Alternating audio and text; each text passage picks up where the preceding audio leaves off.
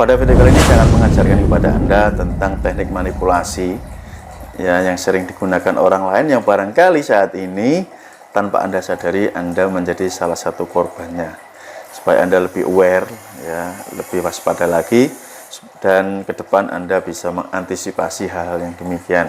Manipulasi di sini tentunya bersifat tidak baik atau merugikan Anda. Apakah pikiran alam bawah sadar itu perlu diprogram kembali di dalam sesi hipnotis atau hipnoterapi? Kali ini bersama-sama Mas Nur saya akan menjawabnya. Silahkan Anda, utamanya para penghipnotis, para penghipnoterapi, dan juga Anda yang saat ini barangkali mengalami yang namanya fobia, mengalami namanya anxiety, mengalami GERD, mengalami trauma, dan penyakit-penyakit pikiran lainnya. Silahkan Anda simak videonya dari awal sampai selesai.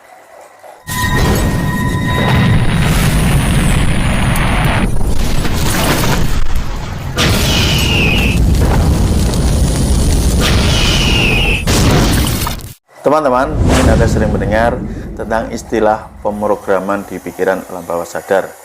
Ya, kata-kata ini sering diluncurkan oleh para penghipnoterapi. Kenapa kata-kata ini demikian populernya? Ya karena hampir rata-rata ketika orang ini melakukan sesi hipnotis, utamanya melakukan sesi hipnoterapi ini adalah mereka melakukan program ulang di alam bawah sadar. Nah, pertanyaan di awal, apakah memang harus demikian? Oke, saya akan menjawabnya. Menurut saya pribadi, tergantung situasinya ya teman-teman. Ada juga seseorang ini yang sebenarnya sudah mempunyai program yang bagus di alam bawah sadarnya, namun program tersebut masih lemah. Contohnya ketika dia berkeinginan kuat untuk, misalkan saya mau diet. Nah, dia sudah ada nih di mindset di pikirannya bagaimana saya akan melakukan program diet, tapi sering gagal, sering tergoda. Entah karena malas olahraga, entah karena kadang-kadang pola makannya tidak diatur, jam istirahatnya berantakan, meskipun niatnya sangat kuat.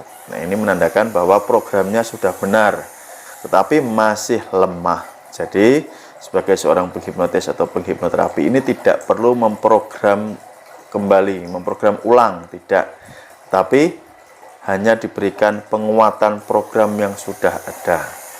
Oke, itu contoh pertama. Contoh kedua adalah bila seseorang ini memang tidak tahu caranya, bagaimana sih saya mengubah diri saya. Semisal, saya itu penakut, saya itu peragu, saya sangat tidak percaya diri. Nah, ketika ditanya, terus langkah kamu bagaimana? Ya saya bingung. Nah, itu baru dilakukan program ulang. Ada hal-hal yang tidak memberdayakan, nanti kita ubah. Kemudian kita berikan program baru di alam bawah sadar. Jadi ada dua. Yang pertama, meneruskan atau menguatkan program baik yang sudah ada. Atau yang kedua, melakukan reprogramming, memprogram ulang kembali hal-hal yang negatif ya, yang tidak memberdayakan ini, diganti dengan hal-hal yang positif yang tentunya memberdayakan, yang sangat berguna bagi orangnya. Gitu teman-teman. Jadi dua hal ini harus dipahami. Tidak selalu harus dilakukan pemrograman ulang kembali. Oke, sebelum saya melanjutkan videonya teman-teman, buat Anda yang sudah tergabung di kelas privat Menghipnotis, ataupun buat teman-teman yang sudah membeli ebook kitab Menghipnotis, saya ucapkan banyak terima kasih dan semoga ilmunya bermanfaat buat Anda. Jika Anda tertarik dan ingin mendalami tentang ilmu hipnotis, ilmu hipnoterapi, nah Anda bisa hubungi WA yang ada di kolom video ini teman-teman. Pada video kali ini saya akan mengajarkan kepada Anda tentang teknik manipulasi ya, yang sering digunakan orang lain yang barangkali saat ini tanpa Anda sadari Anda menjadi salah satu korbannya. Supaya Anda lebih aware ya, lebih waspada lagi, dan ke depan Anda bisa mengantisipasi hal-hal yang demikian. Manipulasi di sini tentunya bersifat tidak baik atau merugikan Anda. Contoh kalimat manipulasi yang pertama adalah kamu tidak punya pilihan lain.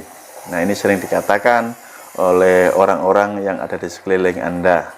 Apakah itu orang tua terhadap anaknya, ataukah atasan terhadap bawahannya, ataukah elit politik ya terhadap generasi-generasi kader-kader mudanya, dan banyak macam ragam yang menggunakan pola kalimat ini.